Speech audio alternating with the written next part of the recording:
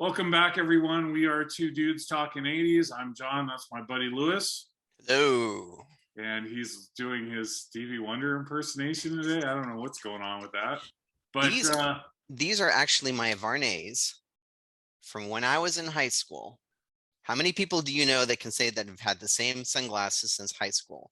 So anyway, I can't see jack shit, but hey, I think I look cool, and that's what counts. that's what counts. You look cool. I like it. So anyway, today we're going to talk about one of our favorite subjects from the 80s, and that's going to be one-hit wonders. There are a lot of one-hit wonders in the 80s, and when we refer to one-hit wonders, we're talking about people that had one song that was a hit in the United States, but weren't so successful with the rest of their career. But the one song that they did was fantastic and very well known. Lou, you want to start us off today? Sure. So Can I'm you see gonna your start. notes? What's that? Can you see your notes?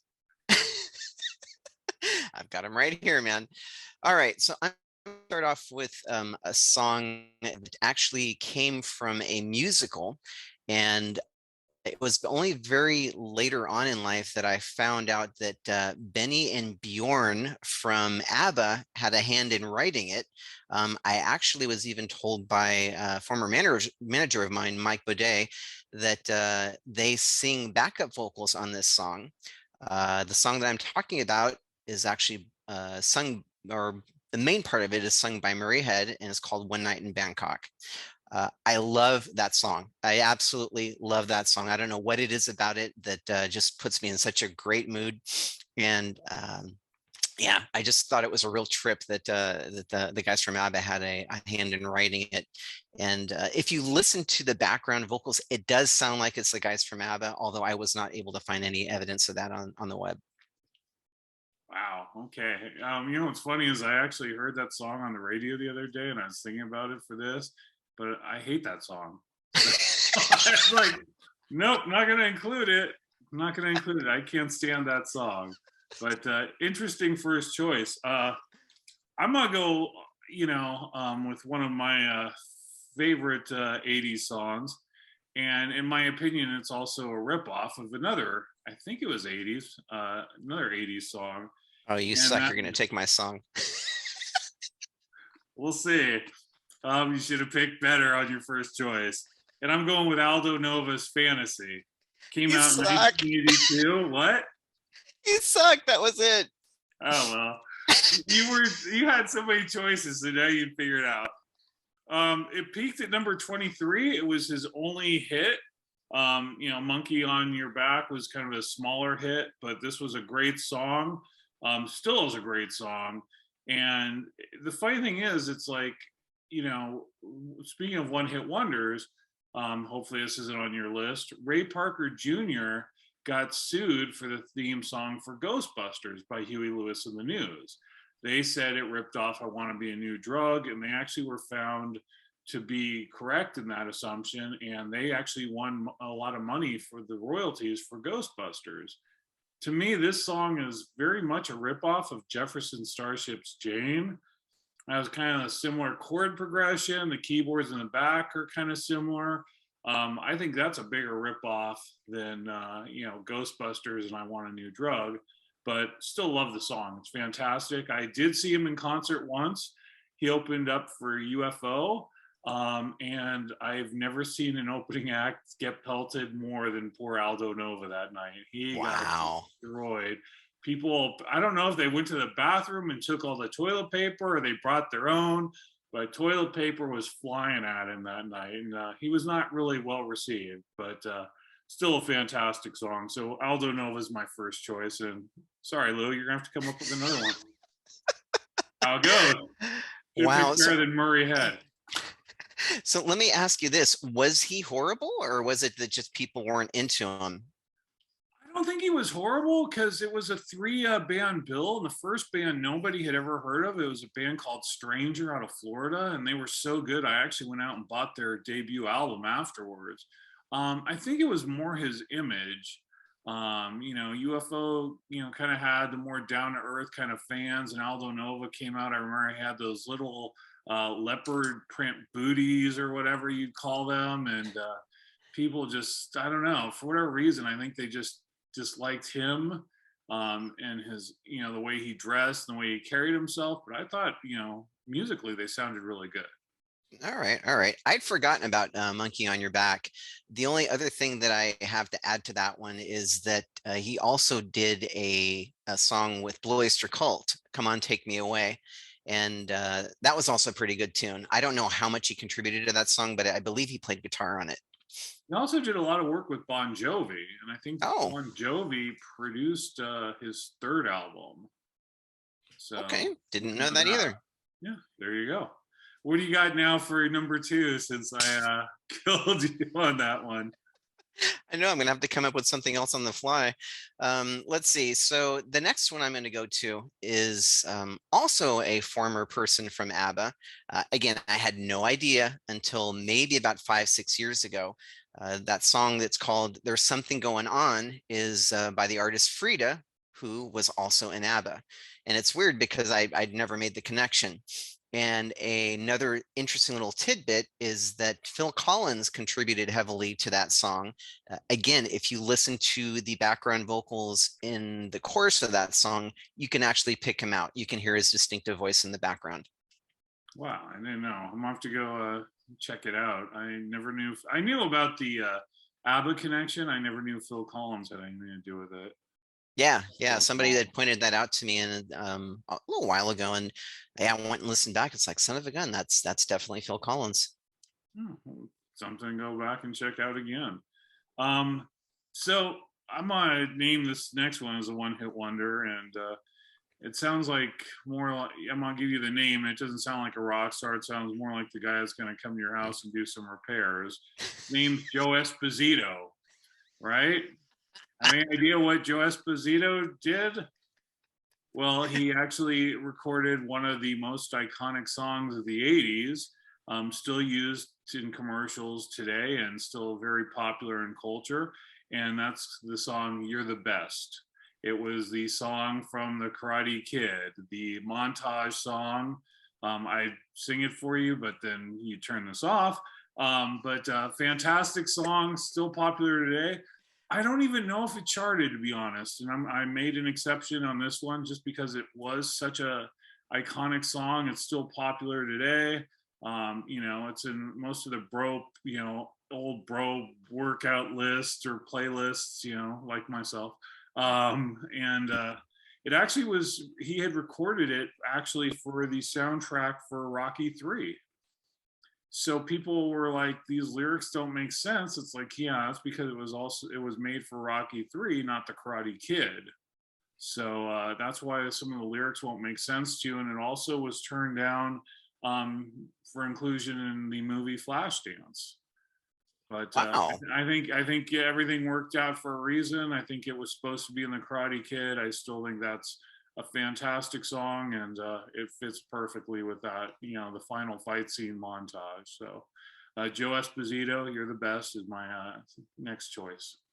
That's really cool, John. It's funny because very recently on Facebook, a friend of mine from high school, Orhan Kilke, he posted the lyrics to that in response to something that I had posted, and I'm sitting there reading him, going, "Man, these sound familiar, but I just can't place it." And I ended up doing a lookup, and yeah, I came up with Karate Kid. So it's sort of funny that you brought that up, and this because this happened within the last week or two, so sort of coincidental. It did. I Proverbial don't know what juggling. that has to do with it happened in the last week or two. It's the Portuguese in me, and we talk with our Okay. hands, sort of like Italians. All right, I got you. What do you got for me? All right, what do I have next here? All right, next one is a song that I absolutely adore. And I can't really explain why. I think it's probably because it's got a mixture of guitars and synths, and it's got like a little bit of a rock flavor to it, but it's also got that synth pop flavor to it. It's the only hit that I know that this person put out. The song is called "Wouldn't It Be Good" by Nick Kershaw. I Love the hate tune. you. How's my next one? Um, Payback is a bitch, my son. Anyway, so that's funny. But yeah, it's another one of those songs that when I'm listening to the radio and if it comes on, I just absolutely crank it up. And I bonded a little bit with Scott Amarosa's sister. You remember Scott from middle school. Um, so I bonded with her a little bit over that song because we both really like that tune. Did you enjoy that in the 80s? Because that was a song I don't even remember hearing. I think I found it more in the 90s at, at the retro clubs playing 80s music. I remember liking it in the 80s. I remember really liking it like after the 80s became retro. It was something that, it was like, okay, this is a cool tune, but it wasn't something that I would fiend for. I love this song. I absolutely love this song. It's probably one of my top 10 80s tunes. That's a great pick. It really was a great pick. It was the next one. All right. So since let's see if I can pick you off on this next one. I feel like all of a sudden we're, what's that game? The Battleship? Battleship. Yeah, I think you're trying to sink my battleship here. All right, so then I'm gonna go with this next one. I've actually saw these guys a couple times, and it wasn't in their heyday, but saw them on some retro tours, and that's gonna be The Outfield with Your Love. Nice. And that came out in 1985. It peaked at number 6 on the charts. Sadly, the lead singer recently passed away. But I was fortunate enough to see the original. I think it was the original group.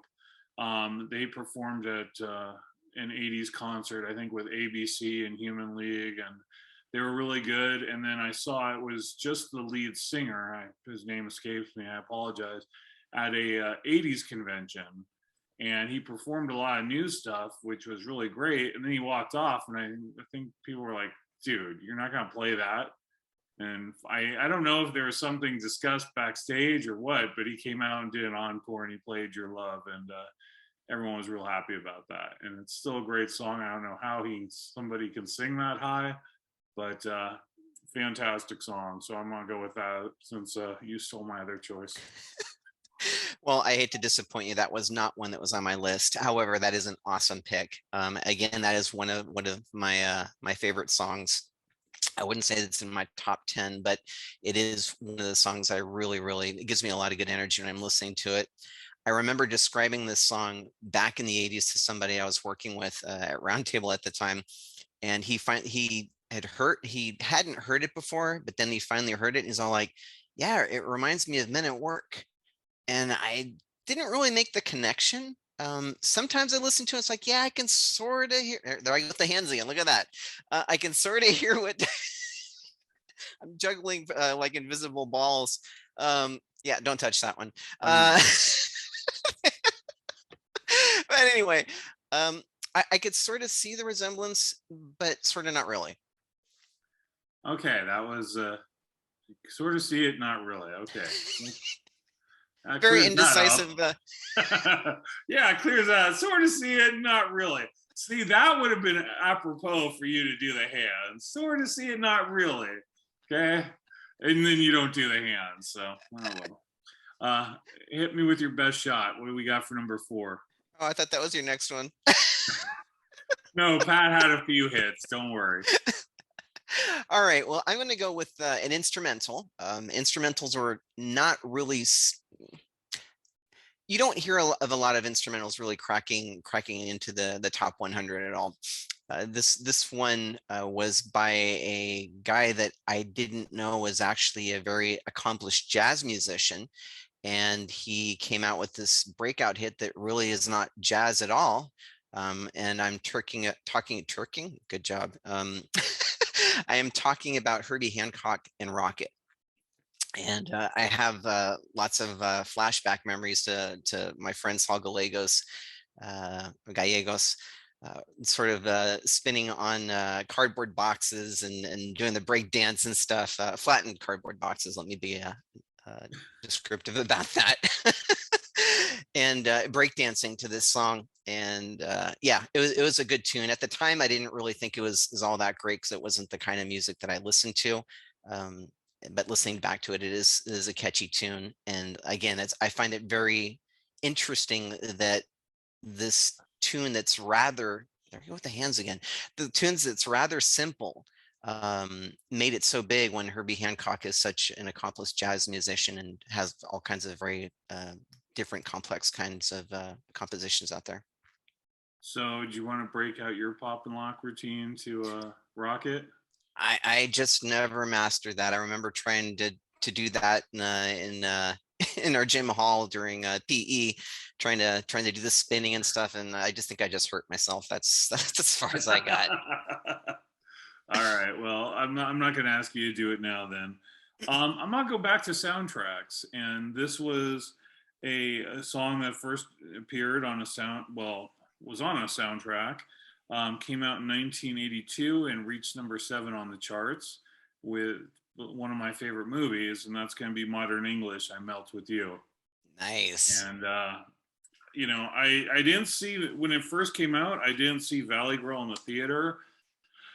Didn't seem like something I wanted to see, and but I do remember discovering it shortly thereafter when it came to HBO. And it's one of those things like, okay, I'm not going to pay $3.50 or whatever we used to pay for at the movies. Um, but it's on HBO. Okay, I'll watch it. And I remember watching it with my buddy Bill, and even though it wasn't really our thing, we both really enjoyed the movie. And I remember him saying to me, he goes, "That's what I want." He goes, "I want a girl that would say to me, 'I'll stop the world and melt with you.'" And I'm like, wow, that's deep. And looking back on it now, no, it's pretty freaking stupid. But back then, it sounded kind of deep. Love the song. I can hear it today.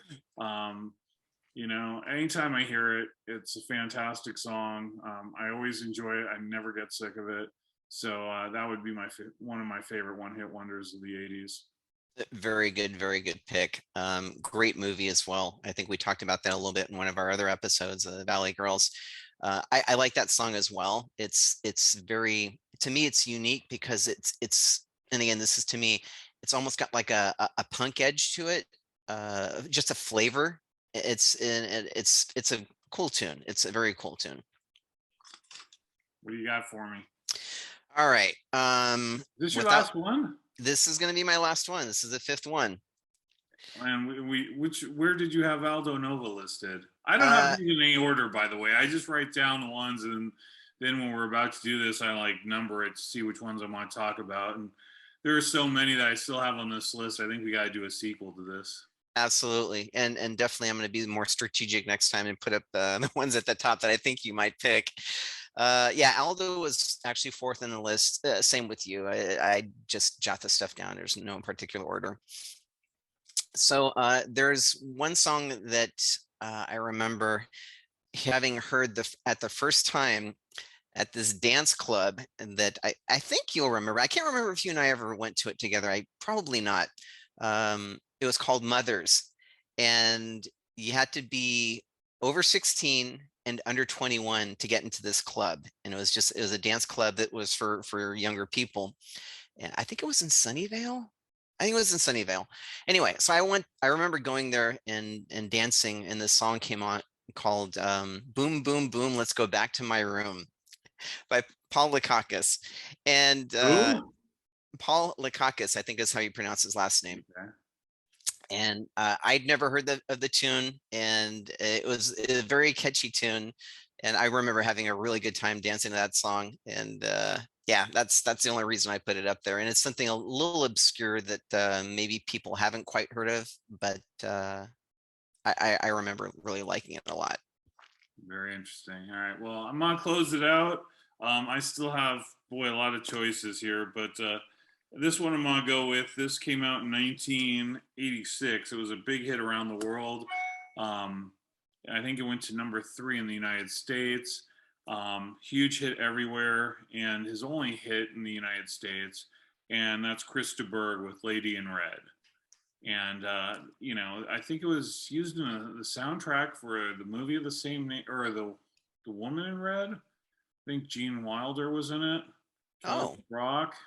I don't know. I don't remember that movie that well, but I think it was used in that. But ballad, really great song, and it has this kind of a special connotation for me because when I visited Greece for the first time in the early '90s, my buddy Steve said, "Hey, let's go see Chris de Burgh," and that was really the only song of his I knew. And I remember it was this beautiful outdoor amphitheater in Greece, and you know, in the background you could see the Acropolis, and it just was one of the most magical places you could ever imagine seeing a show. And he performed that song, and it was really something special. So it has a very deep meaning for me in that regard. You know, you can tell your other story if you want to, but yeah, so I'd have to go with Krista Berg with Lady in Red is one of my favorite 80s one-hit wonders. I absolutely hated that song in the 80s. That was up there with my hatred towards Spandau Ballet and Air Supply. However, that changed a little bit later. Should I tell the story? Oh, hey, go ahead. We're all friends here. Yeah, there we go. All right. So it's just real quick.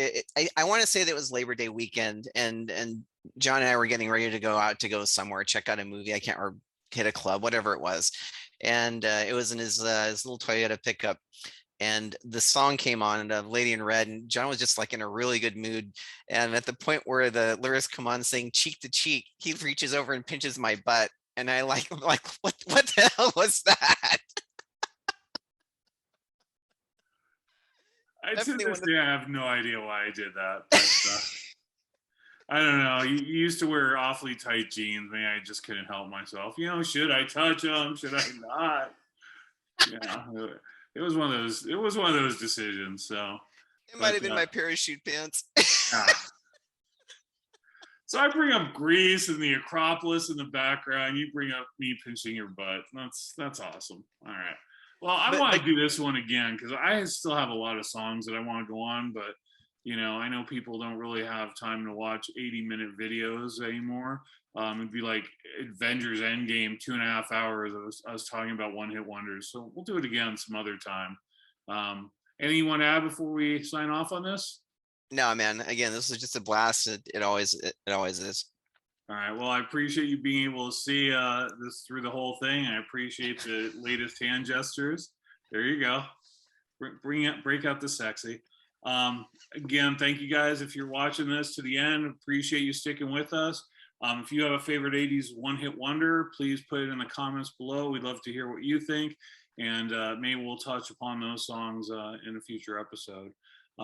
As always, thank you guys, and we'll see you soon. Louis, sign us off. Peace. Thank you.